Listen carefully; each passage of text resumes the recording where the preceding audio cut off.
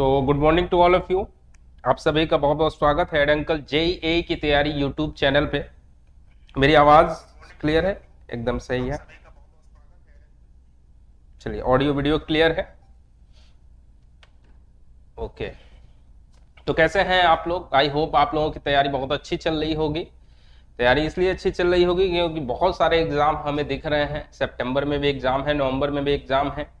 तो उस एग्जाम की प्रिपरेशन अभी से स्टार्ट करनी आपको करनी पड़ेगी, नहीं तो अब बहुत लेट हो जाएगा। डेली आपको अच्छा खासा समय देना पड़ेगा। तो इसी क्रम में हम लोग वीडियोस भी लेकर के आ रहे हैं, अच्छे अच्छे वीडियोस, नई नई चीज़ें, और कुछ आप लोगों के लिए सरप्राइज भी है। शायद आज ही सरप्राइज अनाउंस भी किया जाए। तो आप लोगों के लिए कुछ अच्छी अच्छी चीजें लेकर के आ रहे हैं ताकि आप लोगों की प्रिपरेशन बेस्ट हो। नवंबर तक एग्जाम है, बहुत सारे बीच में और भी एग्जाम है, पीईबी के एग्जाम है और भी एग्जाम है। तो अच्छे से प्रिपरेशन हो जाए, अच्छे से एग्जाम आपका क्लियर हो जाए, इसी को टारगेट कर रहे हैं हम लोग। So my name is Ravi Pratap Rao. I have more than 6 years of teaching experience और मैं building material and concrete technology subject अभी कवर कर रहा हूं, जिसके अंदर हमने डिफरेंट चैप्टर्स कवर कर लिए हैं और टिम्बर के स्टार्टिंग हमने कल के क्लास में कर दी थी। तो टिम्बर का आज दूसरा लेक्चर है, जिसके अंदर हम लोग आज पढ़ेंगे cross section of exogenous tree. हमने टाइप्स ऑफ ट्री की बात कर ली थी, जिसमें एंडोजिनस एक्सोजिनस हमने कवर कर लिया था, लेकिन अब एक्सोजिनस ही मेन हमारे सिलेबस में है, मैंने आपको बताया था। तो उसी के बारे में फर्दर डिटेल हम लोग एनालिसिस करेंगे। तो आइए, हाँ, सेशन को लाइक कर दीजिए और सब्सक्राइब करिए चैनल को, अभी तक नहीं किया था। दोस्तों के साथ शेयर कर दीजिए, ये काम कर दीजिए, शुरुआत का काम कर दीजिए, फिर आइए सेशन को स्टार्ट करते हैं हम लोग। चलिए, तो ये क्रॉस सेक्शन दिख रहा है आपका एक्सोजेनस ट्री का, cross section of exogenous tree. Sir paint भी कराओगे? एकदम कराएंगे, पेंट भी कराएंगे, स्टोन भी कराएंगे, ग्लास भी कराएंगे और प्लास्टिक भी कराएंगे, स्टेयर भी कराएंगे, स्टील भी कराएंगे, हर एक चीज कराएंगे। ऐसा नहीं है, कुछ भी अधूरा नहीं छोड़ेंगे। तो सब देखते जाइए, टिम्बर तक आ गए ना, अगला लेक्चर देखिएगा, इसके बाद सब कुछ कवर होगा। So don't worry about it. Cross section of exogenous tree. Exogenous tree का मतलब क्या हुआ अगर मैं बताऊं आपको, तो ये है आपका एक ट्री जो कि एक्सोजिनस बोल सकते हैं। अगर इस एक्सोजिनस में देखा जाए तो आप लोग समझें अगर इस बात का, तो मेन ये यूज होता है। अब इस पोर्शन का आप कोई भी क्रॉस सेक्शन यहाँ पे कट करेंगे, यहां से कट करेंगे, तो उस पोर्शन पे कैसा दिखेगा ये यहाँ पे दिखाने की कोशिश करी गई है। ये यहां पे दिखाने की कोशिश करी गई है। क्या आप अगर ध्यान से देखें, ध्यान से देखेंगे, पहले तो मैं आपको प्रैक्टिकल चीजें दिखा रहा हूं, फिर इसके एनालिसिस आपको दिखाऊंगा कैसे क्या काम होता है, सब कुछ दिखाऊंगा आपको। तो आपको एक चीज तो शायद साफ साफ दिख रही होगी, ये रेज दिख रहे होंगे आपको, ये रेज दिख रहे होंगे साफ साफ। हालांकि इसके साथ साथ अगर मैं इस फिगर को और ज्यादा जूम नहीं कर सकता, पिक्सल इतने अच्छे नहीं है, लेकिन अगर आप देखने की कोशिश करें, कोशिश करता हूं मैं इसको जूम करने की, तो यहां पे आपको एक एनुअल रिंग भी दिख रहा होगा। एनुअल रिंग ऐसे पतले पतले से बहुत फाइन फाइन फॉर्म में दिख रहे होंगे, ऐसे एनुअल रिंग दिख रहे होंगे, बहुत सारे दिख रहे होंगे। मैं तो एक एक बना रहा हूं, लेकिन आपको बहुत सारे दिखेंगे अगर आप इसे प्रॉपर तरीके से देखेंगे, तो बहुत सारे एनुअल रिंग भी दिखेंगे। देखिए, इसमें भी दिख रहे हैं, हल्के हल्के दिख रहे हैं, हल्के हल्के दिख रहे हैं, अगर आप ध्यान से देखें तो सब में दिख रहे हैं, और ये मेडुलरी रेज भी दिख रहे हैं। तो ये क्रॉस सेक्शन जो होगा ट्री का, ये कुछ इस तरीके से दिखेगा प्रैक्टिकली। अब इसकी एनालिसिस हम लोग समझते हैं। क्यों एनालिसिस समझना है हमें? क्योंकि तभी आप बता पाओगे कि एक्सोजिनस ट्री में ग्रोथ कैसे होता है, ग्रोथ कैसे होता है। जैसे मैं एक्सोजिनस ट्री का एक क्रॉस सेक्शन कट करके लाया आप लोगों के सामने, इसे बना करके कुछ इस तरीके से दिखेगा आपको। दोनों चीजें मैं दिखा रहा हूं, प्रैक्टिकल भी थ्योरेटिकल भी, ताकि आसानी से आप रिलेट कर सके।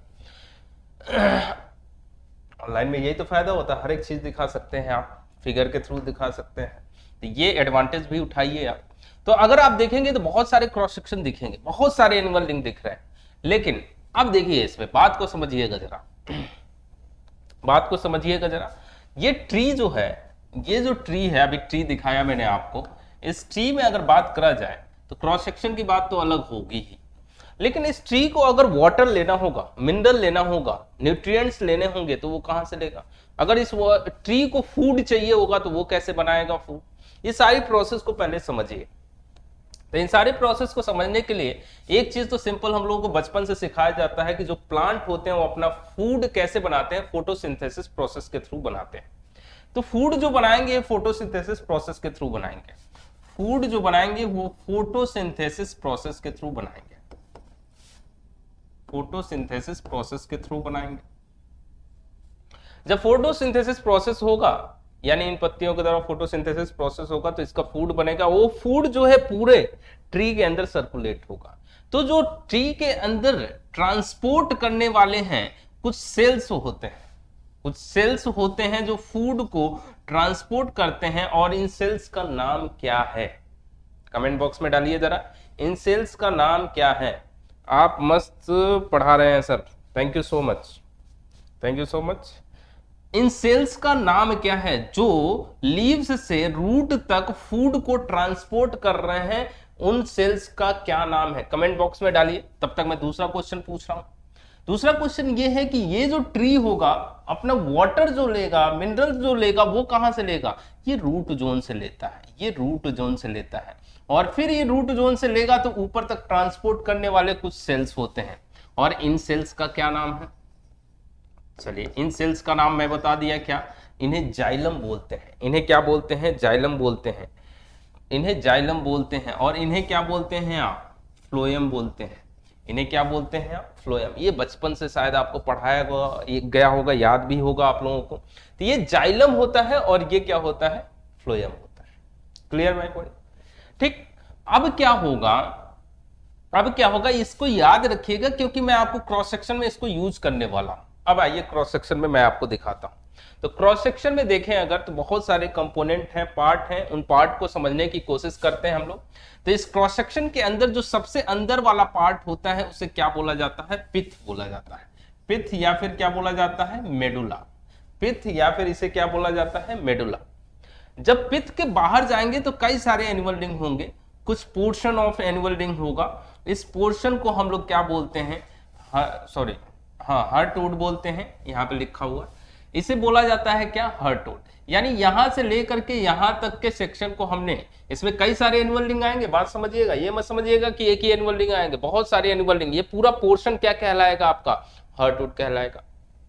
इसके बाहर कुछ पोर्शन होंगे, इसके बाहर कुछ पोर्शन होंगे, ये रहा सैपवुड। इसके बाहर कुछ पोर्शन होंगे जो कि इसमें इतने सारे एनुअल रिंग आएंगे, इन्हें क्या बोला जाता है? सैपवुड बोला जाता है। सैपवुड का दूसरा नाम भी है। क्या नाम है सैपवुड का? एल्बर्नम नाम से भी जाना जाता है। एल्बर्नम नाम याद रखिएगा, नाम से ही ऑब्जेक्टिव क्वेश्चन मिलेगा आपको, इसलिए बार बार बोल रहा हूं मैं। तो सबसे अंदर पाया गया पिथ। पिथ के चारों तरफ कुछ आउटर एनुअल रिंग होंगे, उन्हें क्या बोला गया? हार्टवुड। हार्टवुड के बाहर और कैम्बियम लेयर के अंदर, यानी कैम्बियम लेयर तक कुछ एनुअल रिंग होंगे, उन पोर्शन को क्या बोला गया? सैपवुड, या फिर इन्हें क्या नाम दिया गया? एल्बर्नम नाम दिया गया। अब इन सैपवुड के बाहर एक लेयर होगा, एक लेयर होगा। ये लेयर देखिए, ये लेयर देखिए, ये लेयर होगा, ये लेयर होगा। इसे क्या बोला जाता है? इसे क्या बोला जाता है? कैम्बियम लेयर बोला जाता है। इसे क्या बोला जाता है? कैम्बियम लेयर बोला जाता है। इस लेयर के बाहर एक और लेयर दिख रहा होगा आपको। इस लेयर को हम लोग क्या नाम से जानते हैं? किस नाम से जानते हैं? बार्क नाम से जानते हैं। और इस बार्क के दो कंपोनेंट हैं। इस बार्क के दो कंपोनेंट हैं, एक अंदर वाला पोर्शन है और एक बाहर वाला पोर्शन है। तो अंदर वाले पोर्शन को हमने क्या नाम दे दिया? Inner bark. और बाहर वाले पोर्शन को हमने क्या नाम दे दिया? हमने क्या नाम दे दिया? आउटर बार्क नाम दे दिया। बात समझ में आ रहा है कि नहीं? बात समझ में आ रहा है कि नहीं? एक चीज और बची। क्या बची? एक चीज क्या? दो चीज बची। ये आपको मेडुलरी रेज दिख रहे हैं, ये जो है रेज दिख रहे हैं, ये जो रेज दिख रहे हैं, इन्हें क्या नाम से जानते हैं आप? किस नाम से जानते हैं आप? किस नाम से जानते हैं आप? मेडुलरी रेज नाम से जानते हैं आप। मेडुलरी रेज कहां तक पाए जाते हैं? कैम्बियम लेयर तक पाए जाते हैं। मेडुलरी रेज कहां तक पाए जाते हैं? कैम्बियम लेयर तक पाए जाते हैं। और आपको ये रिंग जो दिख रहा है, बहुत सारे रिंग दिख रहे हैं, इन्हें किन नामों से जाना जाता है? इन्हें किन नामों से जाना जाता है? इन्हें किन नामों से जाना जाता है? इन्हें नामों से जाना जाता है एनुअल रिंग्स। इन्हें एनुअल रिंग नाम से जाना जाता है। क्या ये बात आप समझ पा रहे हैं? ऑब्जेक्टिव की कहानी यहां पे खत्म हो गई। ऑब्जेक्टिव में यही पूछा जाएगा, कौन सा पोर्शन कहां पाया जाता है? पूछ देगा हार्टवुड कहां पाया जाता है, ऑप्शन में रहेंगे। क्या रहेंगे ऑप्शन में? पिथ और सैपवुड के बीच में, ऐसे करके आपके ऑप्शन में रहेंगे। तो आपको याद रखना है सीक्वेंस में कि अंदर कौन सा पार्ट पाया जा रहा है, उसके बाहर कौन सा पार्ट पाया जा रहा है, उसके बाहर कौन सा पार्ट पाया जा रहा है, उसके बाहर कौन सा पार्ट पाया जा रहा है। अब इस पेड़ में बताइए, इस ट्री में बताइए, ये जो बाहर वाला पार्ट आपको फिगर में दिख रहा है, ये कौन सा पार्ट है? ये वाला जो पार्ट दिख रहा है आपको, ये वाला पार्ट जो दिख रहा है, बाहर से दिख रहा है, चारों तरफ से दिखेगा एक्चुअली। तो चारों तरफ से जो दिख रहा है बाहर वाला पार्ट, आउटर पार्ट, वो कौन सा है? बार्क ही तो है, बार्क ही तो है। बार्क का मतलब हुआ पेड़ का छाल, बार्क का मतलब हुआ पेड़ का छाल। बात समझ में आ रही है? बार्क क्या हुआ, ये बात समझ में आ रही है? अब देखिए क्यों आपको ये कंपोनेंट मैं बता रहा हूं, इसके सारी चीजें मैं क्यों बता रहा हूं, इसलिए बता रहा हूं क्योंकि हर एक कंपोनेंट का एक रोल होता है, उस रोल को समझना होगा आपको। यहाँ पे रोल मतलब कैसे वो ग्रोथ में पार्टिसिपेट कर रहे हैं, क्या वो रिजिडिटी इंपार्ट कर रहे हैं, क्या वो स्ट्रेंथ इंपार्ट कर रहे हैं, क्या इंपार्ट कर रहे हैं, इस बात को आपको समझना होगा। तो चलिए एक एक करके समझते हैं। कहानी है पूरी, सुनते जाइए, समझते जाइए। कहानी है लूसीफर, यस सर, अंडरस्टैंड, एकदम बढ़िया, एकदम बढ़िया। तो कहानी को समझते जाइए, सुनते जाइए, मजा आएगा। देखिए क्या होता है, जब कोई पेड़ है तो पेड़ क्या होगा, जब बच्चा होगा, यंगर एज में होगा, तो उस कंडीशन में जब प्लांट होगा, उस कंडीशन में एनुअल रिंग इतने नहीं बने होंगे। बात समझ में आ रहा है? 1 साल का पेड़ है, एनुअल रिंग तो बना नहीं होगा। तो उस टाइम में ग्रोथ के लिए कौन पार्टिसिपेट करता है? जो अंदर वाला पार्ट है, पिथ या मेडुला। पिथ या मेडुला जब प्लांट एंगर एज में रहते हैं तो उसके ग्रोथ में, नरिशमेंट में हेल्प करता है। लेकिन जब वो पेड़ जो है, ट्री बड़ा हो जाता है, तो उस कंडीशन में ये जो पिथ वाला पार्ट होता है वो मर जाता है, डाइज अप हो जाता है, और ये एक तरीके से बीच में बना हुआ रिजिड स्ट्रक्चर के रूप में बना हुआ दिखने लग जाता है। तो इसका काम बस बचपन में था, बाद में ये क्या हो गया, खत्म हो गया। बात समझ में आ गई? तो नरिशमेंट में, पालन पोषण में, जब प्लांट रहता है तो पालन पोषण में हेल्प करता है, उसके बाद इसकी वैल्यू खत्म। अब इसके बाहर आइए, इसके बाहर आइए, हार्टवुड है। हार्टवुड जो होगा, ये जो सेक्शन होगा हार्टवुड, ये जो पूरा सेक्शन हो, इसमें कई सारे एनिमल लिंग हैं। भाई एक पेड़ जो काट रहे हो, 100 साल उम्र है, तो ये थोड़ी ना है कि हार्टवुड में एक ही एनिमल लिंग हो। कई लोग ये समझ लेते हैं हार्टवुड में एक एनिमल लिंग, सैपवुड में एक, 3 एनिमल लिंग थोड़ी ना होंगे, बहुत सारे एनिमल लिंग होते हैं। तो कुछ पोर्शन को हम लोग बोल रहे हैं हार्टवुड। तो हार्टवुड के कुछ पोर्शन को कैसे पता चलेगा कि इतना ही पोर्शन हार्टवुड का है? इसकी कुछ प्रॉपर्टीज जान लीजिए, पता कर लेंगे आप। क्या है प्रॉपर्टीज, क्या है प्रॉपर्टीज? अगर जाने हम लोग तो प्रॉपर्टीज क्या है कि हार्टवुड के जितने भी सेक्शन होंगे उनका जो कलर होगा डार्क कलर होगा, हैवी वेट के होंगे, रिजिडिटी बहुत ज्यादा होगी, स्ट्रेंथ बहुत ज्यादा होगा। बात समझ में आ रहा है?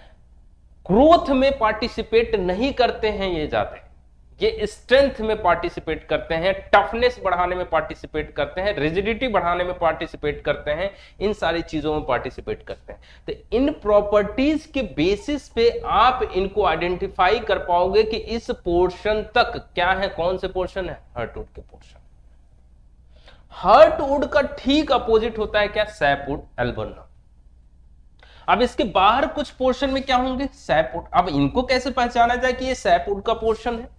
नाम से ही लग रहा है, सैपवुड, सैप है इसके अंदर। सैप क्या होता है, हिंदी में मतलब होता है सैप का रस, और सैप का मतलब हुआ रस, यानी ये मॉइस्चर के फॉर्म में पाए जाते हैं, मॉइस्चर के फॉर्म में पाए जाते हैं। अब थोड़ी सी कहानी पीछे वाले स्लाइड से समझिए। मैंने यहां बोला था कि यहां से वाटर ट्रांसपोर्ट करते हैं कुछ सेल्स, कौन से सेल है, जाइलम।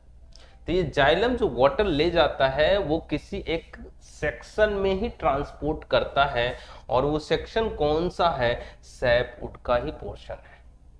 सैपवुड वाले पोर्शन में ही वाटर ट्रांसपोर्ट करते हैं जाइलम, जिस वजह से इसके अंदर मॉइस्चर मेंटेन रहता है, सैप मेंटेन रहता है। सैप पेड़ को काटो, स्टिकी नेचर का थोड़ा सा निकलेगा, वो रेजिन्स होते हैं, लेकिन मॉइस्चर के फॉर्म में जो निकलेगा उसे क्या बोलते हैं आप, सैप बोलते हैं। तो मॉइस्चर ट्री के अंदर होते हैं, लगभग आधा हिस्सा तो मॉइस्चर से ही भरा पड़ा रहता है, इसीलिए तो पेड़ को काटने के बाद सबसे पहले मॉइस्चर को रिमूव किया जाता है।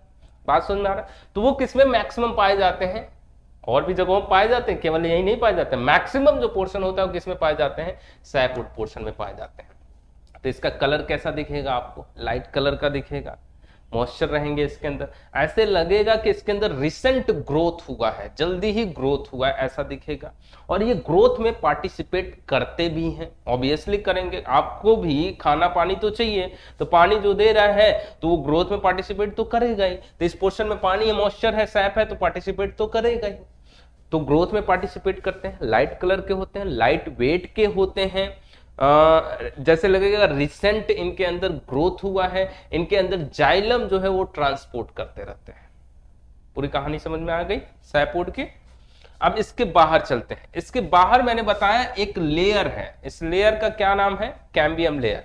इस लेयर का क्या नाम है? Cambium layer. अच्छा, कैम्बियम लेयर में अगर आप देखेंगे, कैम्बियम लेयर में अगर आप देखेंगे, यहां बात करी जाए, ये सारी बातें लिख लेंगे हम लोग, टेंशन ना लीजिए, पहले आप कहानी की तरह से समझिए। तो इस कैम्बियम लेयर के अंदर बहुत सारे सेल्स होते हैं, सैप होते हैं, सैप का कुछ पार्ट यहां पे भी पाया जाएगा, ये मत समझिएगा, टिश्यूज भी होंगे, सेल सैप टिश्यूज, यानी जो भी ग्रोथ के लिए पार्टिसिपेट कर रहे हैं वो सारे लोग जो है यहाँ पे पाए जाते हैं, इस लेयर में पाए जाते हैं, इस लेयर में पाए जाते हैं। बात समझ में आ रहा है?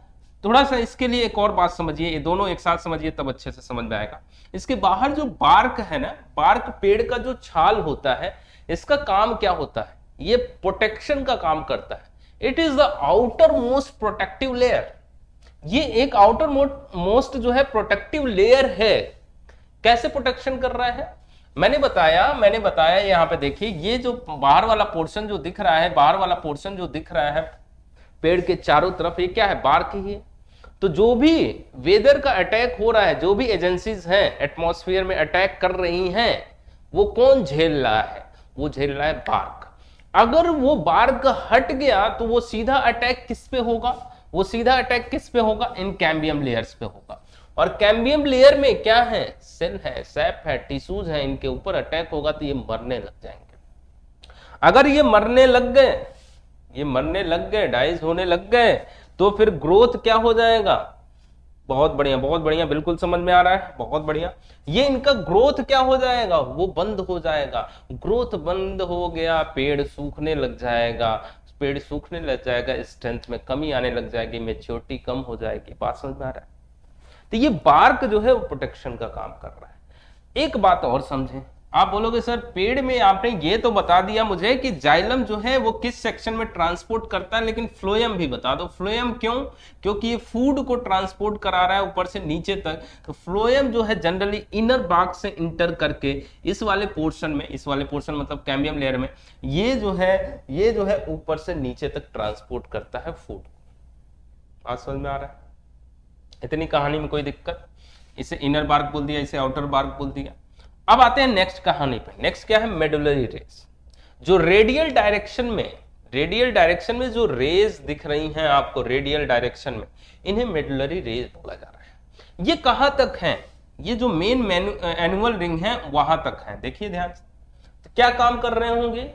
ये सारे एनुअल रिंग को ऐसे बांध करके रख रहे होंगे। मेडुलरी रेज का जो काम होता है, फंक्शन होता है, वो होल्ड करके रखता है इन सारे एनुअल रिंग को, जिस वजह से एक यूनिफॉर्म स्ट्रक्चर मिलेगा, टिम्बर के अंदर यूनिफॉर्म स्ट्रक्चर मिलेगा और रिजिडिटी अच्छी मिलेगी, स्ट्रेंथ अच्छा मिलेगा। अगर ये मेडुलरी रेज ब्रेक होने लग गए, टूटने लग गए, टूट भी सकते हैं, पेड़ में कुछ कमी रह गई तो टूट भी सकते हैं, तो क्या रिजिडिटी उतनी अच्छी मिलेगी? क्या नहीं मिलेगी। तो देखिए एक बात समझिए, अगर ये पेड़ है, ये ट्री है, इसको कट करते जा रहे हैं तो जितना अंदर तक जाएंगे उतना ही टफनेस क्या मिलेगा आपको? ज्यादा मिलेगा। अच्छा, टफनेस जितना आप अंदर आएंगे उतना ज्यादा मिलेगा। क्यों? क्योंकि जो मेन रिजिडिटी प्रोवाइड कर रहा है, टफनेस प्रोवाइड कर रहा है, वो कौन कर रहा है? आपका हार्डवुड कर रहा है। बाहर पेड़ को काटना तो आसान होता है, कुल्हाड़ी से एक से आपने काट दिया, लेकिन जितना अंदर जाएंगे उतना ही टफ होता जाता है, आपने ध्यान दिया हो तो। ठीक है, बात इतनी समझ में आ रही है? मेडुलरी रेज की कहानी समझ में आ गई। अब बात करें हम लोग लास्ट क्या है? Annual ring. एनुअल रिंग, ये बहुत सारे एनुअल रिंग दिख रहे हैं, जनरली एक एनुअल रिंग, जनरली बोल रहा हूं, ध्यान दीजिएगा, एक एनुअल रिंग एक साल में बनता है। ये फिक्स नहीं है, 10 महीने, 12 महीने, 13 महीने, 14 महीने पे बन सकता है, लेकिन हम लोग एक मान के चलते हैं कि साल में एक बन रहा है। तो अगर आप एनुअल रिंग काउंट कर सकते हो तो उस बेसिस पे आप ट्री का एज भी बता सकते हो। Age of tree can be find out with the help of annual rings. Annual ring की मदद से आप ट्री का एज फाइंड आउट कर सकते हो। यह भी क्वेश्चन कई बार पूछा गया है आपसे एग्जाम में। इनमें से किन की मदद से, किन के हेल्प से हम लोग ट्री के एज को प्रेडिक्ट कर सकते हैं, बता सकते हैं, दैट इज एनुअल रिंग्स। इतनी कहानी को समझने में कोई दिक्कत? यहां से ऑब्जेक्टिव क्वेश्चन में एक मिल जाएगा, इसलिए मैं इतना ध्यान दे रहा हूं। याद हो जाएगा ये सारी चीजें, समझ में आ गई? समझ में आ गई? तो पिथ हो गया, हार्टवुड हो गया, सैपवुड हो गया, कैम्बियम लेयर हो गया, बार्क हो गया, मेडलरी रेज हो गए, एनुअल रिंग्स हो गए। तो इनके बारे में लिख लें क्या? लिख लें, नोट्स भी बना रहे होंगे। आई होप आप नोट्स बना रहे होंगे। अगर नहीं बना रहे हैं तो प्लीज बनाते चलिए, क्योंकि मैं हर एक चीज यहाँ पे कवर कर रहा हूँ और नोट्स के फॉर्म में भी दे रहा हूँ, ताकि अभी आ जाएगा एग्जाम तो जल्दी जल्दी रिवीजन भी तो करना है। ये थोड़ी नहीं हमेशा याद रहेगा, आपको याद रहने वाली चीजें नहीं होती, आपको रिवीजन भी करना है, तो नोट्स भी बनाते चलिए। पिथ, पिथ क्या होता है? It is the innermost central portion of tree. It is the innermost central portion of the tree. Central portion of the tree. ठीक है जी? अरे ठीक है। Innermost central portion of the tree. क्या काम होता है? The function of the pith. The function of the pith. क्या काम होता है इसका? is to nourishes the plant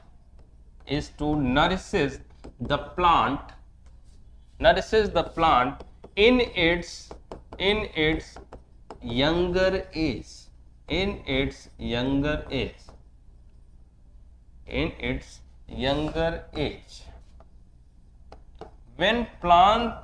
When plant becomes old, जब ये ओल्ड हो जाएगा तो क्या हो जाएगा?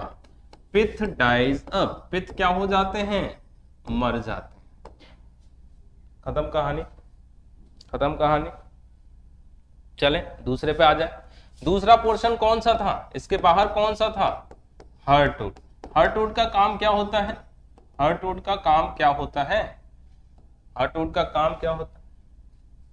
इट इज द, अच्छा ये कहां पे पाया जाता है? It is the outer annual rings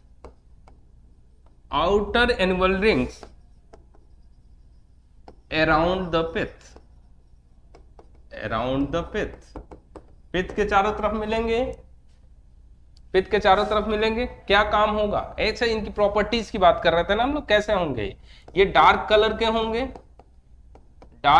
होंगे, हैवी वेट होगा इनका वेट हैवी होगा।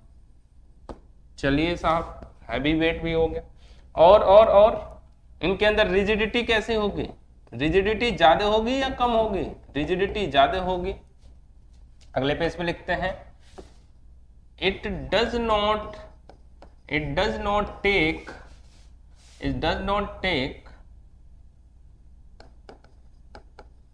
Part in growth of tree.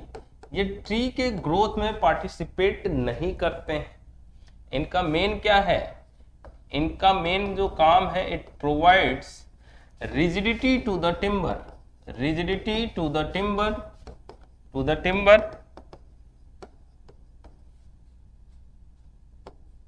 के अंदर रिजिडिटी मेनली ये प्रोवाइड करते हैं। बात समझ में आ गई? तीसरे पे चलें। तीसरा कौन सा था? हार्टवुड के बाहर कौन सा था? ये सब पॉइंट मेन है, नोट कर लीजिएगा। सैपवुड कहां पे पाया जा रहा था? It is situated between heartwood and cambium layer के बीच में पाए जाते हैं। क्या काम होता है इनका? प्रॉपर्टीज कैसे होंगी? इनका कलर कैसे होगा? लाइट कलर के होंगे ये। वेट कैसा होगा इनका? लाइट वेट होगा। इट इंडिकेट्स रिसेंट ग्रोथ, ये क्या इंडिकेट कर रहे होंगे, रिसेंट ग्रोथ, जल्दी ही ग्रोथ हुआ है ऐसा ये इंडिकेट कर रहे होंगे। ये जो है it does active part, it does active part in growth of tree. क्यों? क्योंकि ये क्या कंटेन करते हैं, इट कंटेन्स सैप, मेनली ये क्या कंटेन करते हैं, सैप में कंटेन करते हैं। और जो जाइलम होता है वो कहाँ पे पाया जाता है, जाइलम भी इसी पोर्शन में पाया जाता है। कहानी समझ में आ रही है, सैपवुड की कहानी समझ में आ गई। इसके बाहर क्या था, इसके बाहर क्या था, चौथा कैम्बियम लेयर था। कैम्बियम लेयर कहाँ पे पाया जा रहा है, कैम्बियम लेयर कहाँ पे पाया जा रहा है, इट इज लोकेटेड बिटवीन कहाँ पे पाया जा रहा है, सैपवुड एंड इनर बार्क। इस बात को ऐसे लिखें, it is a thin layer, लिख देंगे and inner bark, it is a thin layer, it is a thin layer of cell, sap, tissues etc. बात समझ में आ गई, बात समझ में आ गई। पांचवा क्या है, बार्क। बार्क का काम क्या होता है, प्रोटेक्शन वाला काम है इसका। It is the outer most protective layer, it is the outer most protective layer, सबसे बाहर पाया जा रहा है प्रोटेक्टिव लेयर। इसमें से अंदर वाले पार्ट को इनर बार्क बोल देते हैं, बाहर वाले पार्ट को आउटर बार्क बोल देते हैं। तो जो है फ्लोएम होता है वो ट्रांसपोर्ट करता है, एंट्री करता है, कैसे एंट्री करता है, वो इनर बार्क के थ्रू एंट्री करता है। So phloem enters through inner bark के थ्रू जाएगा और वो ट्रांसपोर्ट करेगा किस सेक्शन में, कैम्बियम लेयर। 5 पोर्शन हो गए। छठा क्या था, मेडुलरी रेज। मेडुलरी रेज कहां से कहां तक पाया जाता है, मेडुलरी रेज कहां से कहां तक पाया जाता है, it is a thin radial fibre, it is a thin radial fibre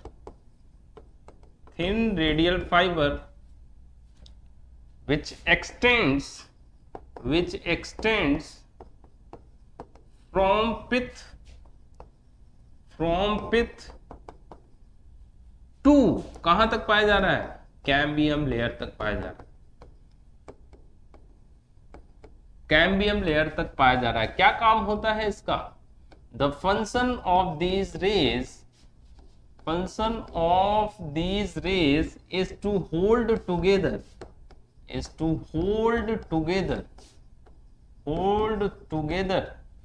the annual rings of किसके एनुअल रिंग्स को होल्ड करेगा, हार्टवुड एंड सैप। बात समझ में आ रहा है, क्योंकि उसी में मेन तो एनुअल रिंग इसी में पाया जा रहा है ना, काम इसका भी समझ में आ गया। अब एक बचा कौन सा, 6 हो गए ना, 7वां लास्ट क्या बचा, एनुअल रिंग्स, या फिर इन्हीं को क्या बोलते हैं आप, एनुलर भी बोला जाता है, कोई कंफ्यूजन मत रखना, एनुअल या फिर एनुलर। क्या काम होता है इनका, इनसे एज प्रेडिक्ट किया जा सकता है, एज बताया जा सकता है ट्री का।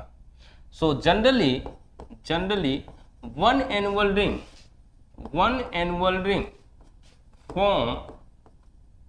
form in 1 year,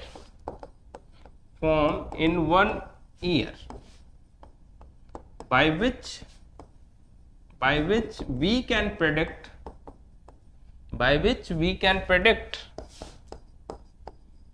the age of tree,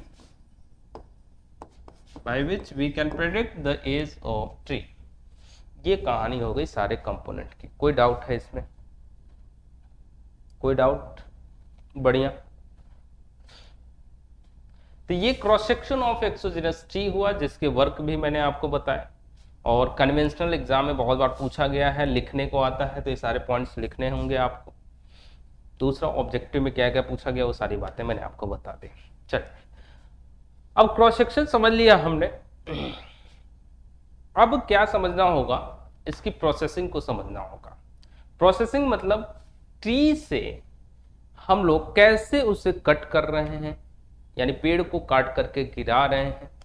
फिर पेड़ को काट के गिराने के बाद उसके अंदर मैंने बताया जैसा कि 50 to 60% तो मॉइस्चर ही होता है उसके अंदर आधा, तो उन मॉइस्चर को रिमूव किया जाएगा। That process is known as seasoning of timber. जब ये सीजनिंग कर लोगे आप तो उसे हम लोग एक सुटेबल साइज शेप में कन्वर्ट करेंगे अपने यूजेस के बेसिस पे। That process is known as conversion of timber या sawing of timber. Sawing mill देखा भी होगा आपने। सो कन्वर्ट करने के बाद आप उस टिम्बर को अप्लाई कर रहे हो कहीं पे, तो उसकी लाइफ टिम्बर की बहुत कम होती है। मैंने आपको बताया था मॉडुलस ऑफ इलास्टिसिटी के बेसिस पे 3 टाइप के timber, class A, class B, class C. तो class A, class B, class C अगर आप देखेंगे तो क्लास सी की जो लाइफ होती है लेस देन 5 ईयर्स होती है, क्लास बी की जो लाइफ होती है 5 to 10 ईयर्स होती है, और क्लास ए की जो लाइफ होती है वो मोर देन 10 ईयर्स होती है। टिम्बर की लाइफ बता रहा हूं मैं आपको, एज मत समझ लेना ट्री का, यानी 100 साल ग्रो करने के बाद ट्री को कट किया, उस टिम्बर बनाया, यूज किया, तो वो कितने दिन चलेगा उसकी बात कर रहा हूं। तो अगर आप इसकी लाइफ को बढ़ाना चाह रहे हो तो इसे प्रिजर्व करके रखना पड़ेगा। प्रिजर्व करके रखना पड़ेगा का मतलब क्या हुआ कि उसके ऊपर कुछ ऐसे प्रोसेस अप्लाई करने पड़ेंगे कि वो टिम्बर की लाइफ बढ़ जाए। तो हमने पहले पेड़ को काटा, फेलिंग ऑफ ट्री, दूसरा सीजनिंग किया, तीसरा कन्वर्जन किया, चौथा जो हम प्रिजर्वेशन करते हैं, प्रिजर्वेशन करते हैं। देखा होगा अपने अपने घरों में दरवाजों पे पेंट अप्लाई किया जा रहा है। पहले के टाइम पे पेंट इतने अच्छे नहीं थे तो कोल तार अप्लाई हो जाता था, तो तब भी प्रिजर्वेशन होता था, अब भी प्रिजर्वेशन हो रहा है। लेकिन पहले अपीयरेंस उतना अच्छा नहीं मिलता था, लेकिन अब अपीयरेंस भी आपको अच्छा मिल रहा है। ये डिफरेंस निकल करके चलाएगा। तो इन्हीं सारी बातों पे अब हमको समझना होगा, और यही कोर है, तभी आप समझ पाओगे कि क्या प्रोसेस हो रहा होगा, टिम्बर कैसे मिल रहा होगा। इतनी बात समझ में आ रही है? इतनी बात समझ में आ रही है? तो आज के लिए हम लोग इतना ही रखते हैं। अब कल से प्रोसेसिंग शुरू करेंगे। ये कौन सा पेड़ है? ये हरियाली भी दिखा दूं मैं आपको, आप समझ जाए कौन सा पेड़ है ये। थोड़ा बहुत ट्रीज की बात करें, टिम्बर की बात करें तो आपको समझना होगा ये कौन सा है कौन सा नहीं है। ठीक है, कमेंट बॉक्स में करके बताइएगा कौन सा ट्री है। दोनों, फर्स्ट नंबर पे कौन सा था, सेकंड नंबर पे कौन सा था। ठीक है, टेलीग्राम चैनल हमारा जेईई की तैयारी ज्वाइन कर लीजिए। बाकी इस चैनल पे हैं तो यूट्यूब चैनल तो आप जान ही रहे हैं, इसका नाम है जेईई की तैयारी। डिटेल में चल रहा है, बहुत अच्छा चल रहा है। आप लोगों का प्यार ऐसे ही बना रहे, ऐसे ही सपोर्ट करते रहिए, बहुत अच्छा करेंगे हम लोग, और भी वीडियोज लेकर आएंगे ढेर सारी। सो आप चैनल पे अगर नए हैं तो सब्सक्राइब कर लीजिए, अगर पुराने हैं तो लाइक करिए, और लोगों को बुलाइए, दोस्तों के साथ शेयर करिए। यहाँ पे कई सारी रोचक वीडियोस भी डाली जा रही हैं, रोचक जानकारी दी जा रही है। जैसे आप ने देखा होगा कि बुलेट प्रूफ ग्लास कैसे वर्क करता है, हेलमेट के कलर कैसे होते हैं साइड पे। तो ये सारे वीडियोस भी आपके जो अंदर जानने की इच्छा है उनको पूर्ण किया जा रहा है, परिपूर्ति करी जा रही है उनकी। तो आप भी इसमें सहयोग दीजिए, दोस्तों के साथ शेयर करिए, लाइक करिए सेशन को। बस इसी के साथ चलते हैं, कल के क्लास में मिलेंगे हम लोग प्रोसेसिंग ऑफ टिम्बर के साथ। So thank you so much, bye bye, जय हिंद।